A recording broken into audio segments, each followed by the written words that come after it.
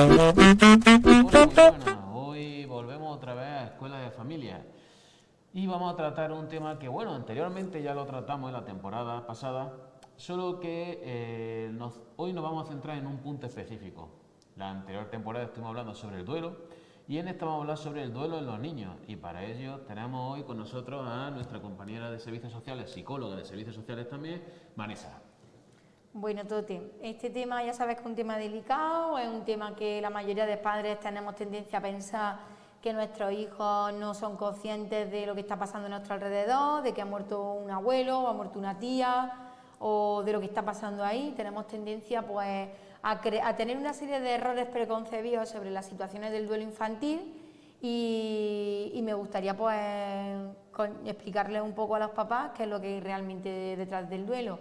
Mira, los niños, a diferencia de los adultos, aunque tengan la misma fase del duelo, pasen por la fase de negación, la fase de ira, la fase de negociación, de depresión y de aceptación, pasan por esas fases también, pero no siempre las pasan igual que lo hacemos los adultos. En un niño puede haber dos fases juntas que la están pasando a la vez, puede estar en la fase de negociación y luego volver otra vez a la fase de negación, es decir, en los niños hay que tener unas peculiaridades, sobre todo observarlos en todos aquellos cambios que acontecen en su vida. Daros cuenta que un menor, cuando nosotros le transmitimos la información de que ha habido un fallecimiento, por ejemplo, habitualmente suelen ser los abuelos, ¿no?, los que suelen fallecer en primer lugar, los niños pueden reaccionar ante eso de diferentes formas. Eso hace que los adultos nos liemos un poco a la hora, mejor dicho, de hacer la valoración sobre el estado de nuestro hijo. Bueno, pero Vanessa, lo primero de todo, ¿quién lo comunica? Vale, eso es algo fundamental.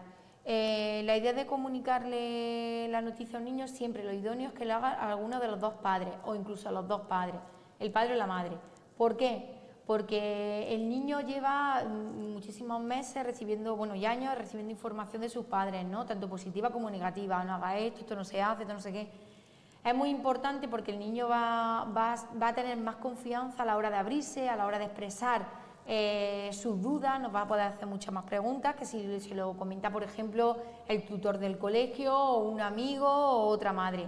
Es fundamental siempre que sean los padres. En el caso de que no puedan ser los padres, que sean la figura más cercana al menor. Es decir, imaginaros que nosotros somos los padres de un niño y estamos trabajando fuera. Y resulta que él tiene mucha confianza con un primo o con una tía. Pues que sea esa tía la primera que le transmita la información al menor, no un agente externo. ¿Y cómo se debe comunicar? Vale, eso también es una pregunta que nos hacen mucho también los papás en consulta.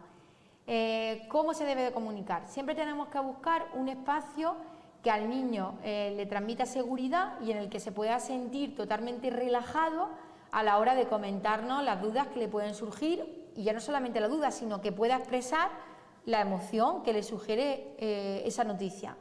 Imaginaros que para nuestro hijo un sitio de seguridad y que le encanta estar allí es el parque infantil, por ejemplo, de su localidad, de su municipio.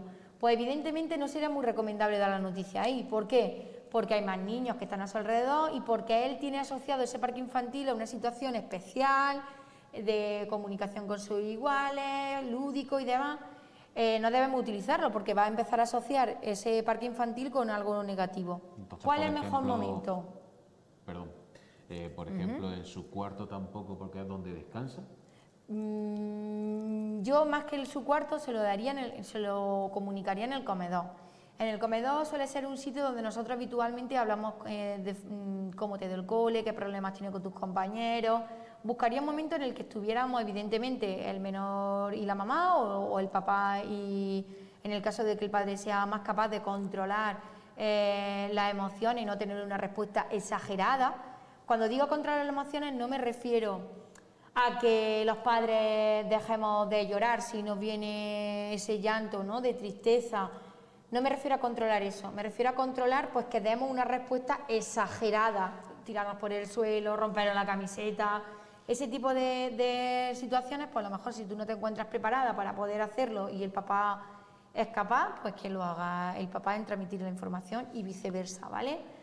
Buscaría esa situación porque es la situación donde siempre comunicamos cosas, donde tenemos un diálogo abierto con los menores. En el caso de que eso no se haga en el comedor por motivos de trabajo y demás y sea su habitación, pues vamos a su habitación y se lo comunicamos. La idea es que busquemos siempre un momento de relajación, es decir, si el fallecimiento ha sido a las 3 de la tarde, pues que se lo comuniquemos a lo largo de la tarde y casi siempre en un momento en el que podamos controlar el que no se lo diga ni un compañero a través del móvil, ni la vecina de al lado cuando salga a tirar la basura, ni la prima hermana que viene a quedarse con el chiquillo porque yo me voy al entierro o al funeral, ¿no?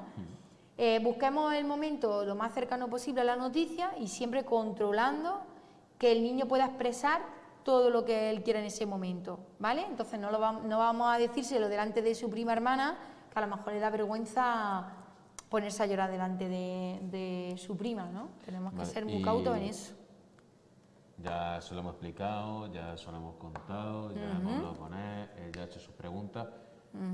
¿Debemos dejar que pase tiempo solo ahora para que él reflexione o tenemos que estar más pendientes de ello por lo que pueda pasar, lo que se le pueda pasar por la cabeza? Vale, una de las cosas que tenemos que tener en cuenta es la personalidad del niño o de la niña y evidentemente la etapa del desarrollo en el que se encuentre. Es decir, si un adolescente nos pide, mamá, necesito irme a mi habitación, sí es bueno que le dejemos irse a la habitación, pues porque un adolescente ya hay cosas que le cuesta expresar a lo mejor delante de sus padres, ¿no? O busca ese momento más de intimidad, porque piensa o teme que si lo expresa va a sobrecargar emocionalmente a sus padres, ¿no? Que también están atravesando esa situación de duelo. Entonces sí es bueno que le dejemos tiempo, incluso a los niños pequeños también. ¿Por qué? Porque necesitan su espacio, como os comentaba, pero tenemos que tener siempre en cuenta el tema de estar rodeando esa habitación. Tenemos que estar pendientes de qué es lo que... no cotilleando, que no sería lo correcto, ¿vale? Pero sí que estemos pendientes, o sea, que de vez en cuando entremos a esa habitación, pues toquemos la puerta, evidentemente, cariño, ¿necesitas agua? ¿Quieres que hablemos sobre esto? ¿Te apetece llamar a algún amigo con el que tú te sientas a gusto? La idea es que tenéis que tener en cuenta que a cada uno de los niños la muerte de un familiar le afecta de una manera u otra. Hay menores que el que se muera un abuelo le puede dar indiferencia absoluta, bueno, o puede parecer que le da indiferencia absoluta, y en cambio puede haber otro niño que tenga una relación de apego muy importante con su abuelo o su abuela y evidentemente puede reaccionar, no afronta la situación, incluso llegar a un intento de suicidio. O sea, comunicar un duelo es algo más serio de lo que muchas veces los padres... Vale. Y ahora se me plantea otra duda, vamos a poner otro caso. Por desgracia, tenemos un familiar que está bastante enfermo, que llega su momento, ¿vale? ¿Debemos prepararlo antes? Por ejemplo, un cáncer o las situaciones que tenemos ahora con el COVID. Llega un punto en que a lo mejor ya no empieza a evolucionar bien, sino que va al contrario y ya la cosa ya no avisan que pinta muy feo. ¿Debemos preparar a ese niño o ese adolescente? Vale, mira, es fundamental que sí que lo hagamos. ¿Cómo lo tenemos que hacer? Imaginaros como en el caso que tú me comentas de un familiar que tengamos, que por desgracia tenemos muchos relacionados con un tumor. Pues si no sé verdaderamente el tiempo que queda de estimación para el fallecimiento, pues no le voy a decir a mi hijo o a mi hija que va a fallecer el abuelito, o va a fallecer un tito, o va a fallecer alguien. Si no sé verdaderamente cuándo va a ser, porque eso le estoy generando una incertidumbre al menor, pues imaginaros, ¿no? Va a ser hoy, mañana, mañana me voy a levantar y mi padre no va a estar, mañana no va a estar mi madre. Entonces, eso evidentemente no debemos hacerlo así. ¿Cómo tenemos que hacerlo? Pues cuando ya sabemos que nuestro familiar no avanza, como tú bien has dicho, cuando empezamos a tener esa constancia que nos va diciendo el médico de que algo ya no va a ir bien. Evidentemente tenemos que empezar a preparar a nuestros hijos. ¿Cómo? Pues comentándoles eso precisamente. Pues mira, el abuelito, la abuelita, el tito, la tita, pues están atravesando por una enfermedad, esta enfermedad es muy difícil, el tito, la tita o el abuelo están luchando contra ella, pero aún así pues los médicos ven que no sabemos cómo va a evolucionar, tenemos pues dudas sobre si va a poder superar la enfermedad. Digamos que vamos a ir informando un poco sobre la situación de esa enfermedad. en los últimos estadios de la misma, ¿vale? Hasta que evidentemente comunicamos pues la pérdida. ¿Y cómo lo vamos a hacer? Teniendo en cuenta el estado de desarrollo en el que se encuentran nuestros hijos y su personalidad. Pues cariño, el abuelito ha luchado, ha hecho todo lo posible, pero al final hay batallas que se pierden. En este caso, el abuelito ha fallecido, su enfermedad ha ganado, pero no todo el mundo que tiene la enfermedad del abuelito pues fallece, porque también tenemos que tener cuidado en no generar el miedo al menor de que cualquier enfermedad, un resfriado, cualquier cosa que venga nos puede ocasionar la muerte. No crea hipocondriaco. Eso es, o sea, tenemos que relativizarle bien las cosas, ¿vale? Teniendo en cuenta, evidentemente, la edad de los niños. Vale, ha llegado el momento, ha fallecido esa persona importante. ¿Deben asistir al funeral? Hablamos ya de edades más pequeñas. Entiendo que un adolescente sí debe de asistir o normalmente sí va a asistir. Pero hablamos, por ejemplo, de un niño de 10 años. Mira, pero 5. Es muy curioso. Tú ya das por hecho que un adolescente tiene que acudir. Sí. No. Primero siempre hay que preguntar, tanto al adolescente como al niño, en los dos casos. Y siempre hay que explicar lo que va a ver, para que él elija si quiere participar o no quiere participar. Hay adolescentes que su nivel de afrontamiento de la realidad o la situación es muy bajita y no se encuentran con fuerza suficiente para llevar esa situación, o temen que la gente los vea expresar sus emociones, que mayoritariamente la gente no estamos preparada para expresar una emoción como el llanto, ¿no?, socialmente. Entonces, en el caso siempre es preguntar al menor: mira, ha fallecido el abuelito, ha fallecido mamá. En este caso, en nuestra cultura, a la mamá se le lleva a este sitio, se le pone de esta manera. ¿A ti te gustaría ir a ver a mamá y despedirte de mamá y llevarle algo contigo, algo que para ti sea significativo, que tú quieras que mamá lleve para que se acuerde siempre de ti? La idea es facilitarle a ellos la despedida. Habrá niños que sí que nos van a decir que sí, otros nos van a decir que le llevemos una foto o que le llevemos algo que quiere que nosotros le entreguemos a ese familiar, pero siempre tenemos que permitirle a ellos que elijan cómo afrontar la situación y evidentemente siempre guiarlos, ¿vale? Es decir, acompañarlos, estar pendiente de cómo está respondiendo, facilitarle que llore si lo cree importante o si se está reteniendo una emoción. Y una vez que estemos allí, bueno, pues la mayoría de ocasiones ya sabes que si es nuestro hijo el que participa en las situaciones de duelo, pues casi siempre los padres somos los que nos quedamos y nuestros hijos se van. Le demos la posibilidad, antes de acudir allí, de decirle con qué persona de confianza, con el que se sienta a gusto, le gustaría pasar esa noche o esa tarde, porque nosotros tendremos que acompañar a la familia, ¿no? Buscar esa persona y que él se sienta con la capacidad de decir: mamá, papá, me quiero ir ya, y me quiero ir con fulanica o menganico, ¿no? Porque la idea es que si se va con esa persona de confianza pueda seguir expresando o preguntando acerca de aquellas dudas que le han surgido en torno a la situación que ha vivido. Vale, ¿y cuándo podemos considerar que es un duelo patológico? ¿Cuándo debemos pensar que hay que buscar ayuda? Vale. Porque no saben afrontarlo, porque nosotros no sabemos tratarlo con normalidad o no sabemos hablar con esa menor. Vale. Mira, casi todos los psicólogos te van a orientar en torno a los 6 meses, ¿vale? A partir de los 6 meses, cuando un niño sigue mostrándose irritable, tiene pesadillas, sigue con llanto, pregunta sobre la muerte o echa de menos a esa persona, deja de hablar de ella o tiene algún tipo de trastorno de alimentación o de sueño o de comportamiento, ¿vale? Se niega a ir a clase, que muchos de ellos también suelen mostrar ese tipo de síntomas. Cuando pasan 6 meses y vemos que esto sigue continuando, tenemos que pasar ya al trabajo con un profesional, ¿vale? Tenemos que buscar un psicólogo, hay que buscar ayuda para que gestione ese duelo, ¿vale? Porque ya podríamos hablar de un duelo patológico. Es verdad que si se presentan esos síntomas que yo acabo de relatar, incluso la ideación suicida, que hay muchos que, imaginaros, estamos hablando de la muerte de un abuelo, pero imaginaros que muere uno de los dos progenitores, o muere mamá o muere papá.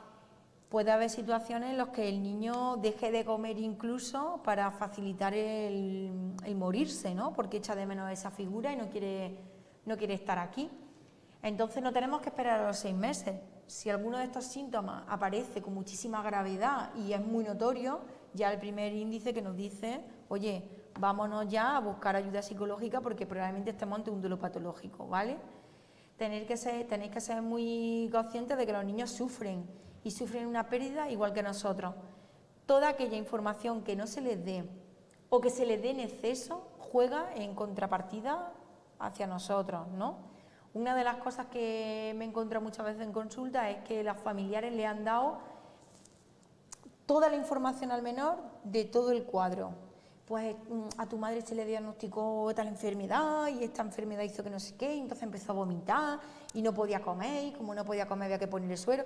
Esa información, ese exceso de información no es necesario en los menores. Hay que dar información, pero no tanta. Hay que esperarnos siempre a que sean ellos los que nos vayan preguntando, pues mira, mamá ha fallecido porque tiene una enfermedad, y que sean ellos los que pregunten, ¿y por qué falleció mamá? ¿Y qué le pasó? Y damos esa información también con cuentagotas y teniendo en cuenta que a lo mejor hay información que no es relevante para ese menor, porque imagínate que le estamos diciendo que tu madre tuvo un problema de una enfermedad que hizo que tuviera alteraciones de sueño, empieza a tener el niño alteraciones del sueño y dice ya, cuando verdaderamente es un síntoma normal del duelo. O sea, me estoy muriendo. No, estás en una fase de duelo. Entonces, cuidado con la información que damos a los menores y cuidado, sobre todo, en observar lo que os he dicho. Toda conducta que sea rara en el menor. O sea, trastornos de alimentación, sueño, pérdida de la atención, bajada de nota, ¿vale? Y es muy importante que tengamos información directa del profesorado con el que estudia nuestro hijo, incluso si podemos tener información de algún amigo o amiga de nuestro hijo, mejor, porque vamos a poder conocer cómo está respondiendo en todos los ámbitos de su vida, no solamente en casa, evidentemente, ¿vale? No quiero enrollar mucho más, porque sé que hablo en exceso siempre. No, pero está bastante bien. Entonces, bueno, pues muchas gracias, Vanessa, por esto. Y nada, nos vemos en el próximo programa. Y poco más. Sí, bueno, quiero aprovechar antes de saludar para deciros que vamos a dejar 2 guías. Una guía muy cortita sobre lo que yo estoy comentando y otra sobre que han realizado el Instituto, bueno, viene en inglés. No lo voy a decir en inglés porque suena fatal.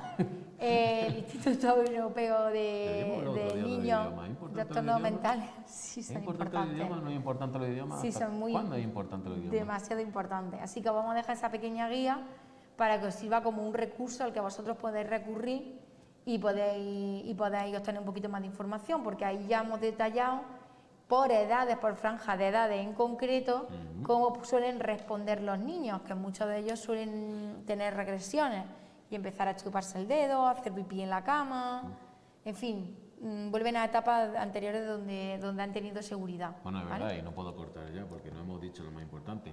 Siempre que tengáis algún problema, alguna duda o queréis consultarnos, pues tenéis varias opciones. Entre ellas está nuestro correo electrónico, serviciosociales@gmail.com. Podéis venir también aquí al Centro de Servicios Sociales y pedir una cita y consultar bien con ella, bien conmigo o cualquier otro profesional que tengamos aquí en el centro. Y para más información, pues llamar también por teléfono. También tenéis el teléfono que también lo dejaremos abajo. Ya está. ¿Alguna cosa más que añadir, Vanessa, que se me haya olvidado? No, todo perfecto. Nos vemos en el próximo. Nos vemos en el próximo.